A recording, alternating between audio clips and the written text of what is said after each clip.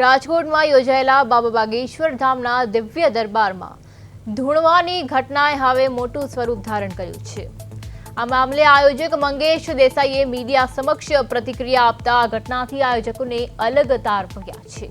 મંગેશ દેસાઈએ જણાવ્યું હતું કે દરબારમાં જે લોકો ધૂણતા જોવા મળ્યા હતા તે પ્રેક્ષક ગણમાંથી જ આવેલા સામાન્ય લોકો હતા અને તેમનો આયોજકો સાથે કોઈ સીધો સંબંધ નથી। આયોજકે વધુમાં જણાવ્યું કે બાબાએ કોઈને ધૂણવા માટે ન તો આમંત્રણ આપ્યું હતું કે ન તો કોઈને આવું કરવા માટે સૂચના કે ઇન્જેક્શન આપ્યું હતું। તેમણે એવો દાવો પણ કર્યો કે બાબાના મંત્રોચ્ચાર બાદ ભક્તોની શ્રદ્ધાને કારણે કદાચ કોઈના શરીરમાં આ પ્રકારની પ્રતિક્રિયા જોવા મળી હોઈ શકે છે।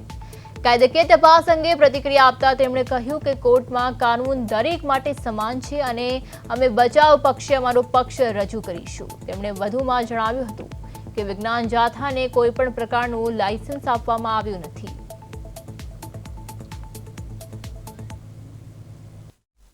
અમે સમર્થન પણ નથી આપતા અને વિરોધ પણ નથી કરતા।